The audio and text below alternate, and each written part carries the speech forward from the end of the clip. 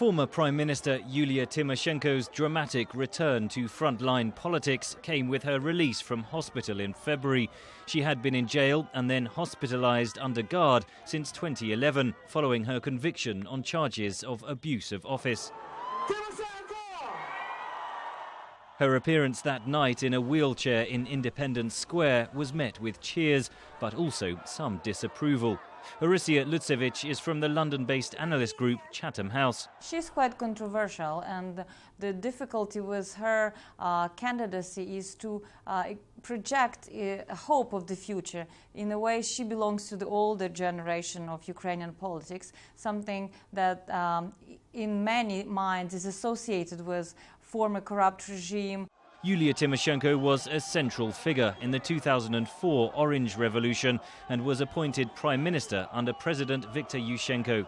Their alliance later fell apart, paving the way for the now ousted Viktor Yanukovych to become president. Observers say Tymoshenko is trying to shake off that past and play to her strengths as one of Ukraine's best-known figures. At a recent news conference, she was asked how she would wrest Crimea back from Russia following the region's annexation last month. Багато чого в поверненні Криму залежить від того, наскільки ми зможемо побудувати. A lot of factors in returning Crimea to Ukraine depend on how we can build an economically strong, democratic and European state on the continental part of Ukraine. I think that an example of well-ordered lives, freedom that will become the spirit and sense of life in the new Ukraine, will set a strong example for anyone who once might have considered Russia as a possible new motherland. Хто іноді розглядав Росію як можливу свою нову батьківщину. To become the leader of that new Ukraine, Yulia Tymoshenko is trading on her striking image, says Horysia Lutsevich. She's called the Ukrainian Joan of Arc, somebody who can bring hope in a way of impersonalizing suffering, being ready to not to compromise with Yanukovych regime and his people. She is believed to be a tough politician, you know, somebody who can fight the oligarchs.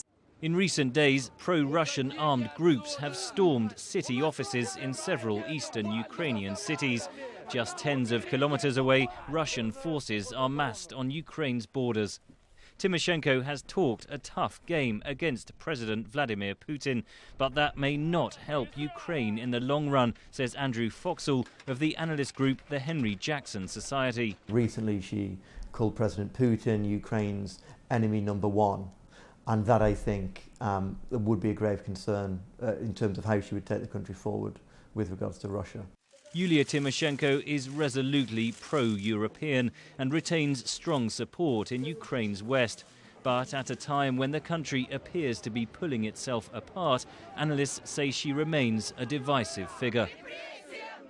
Henry Ridgwell for VOA News, London.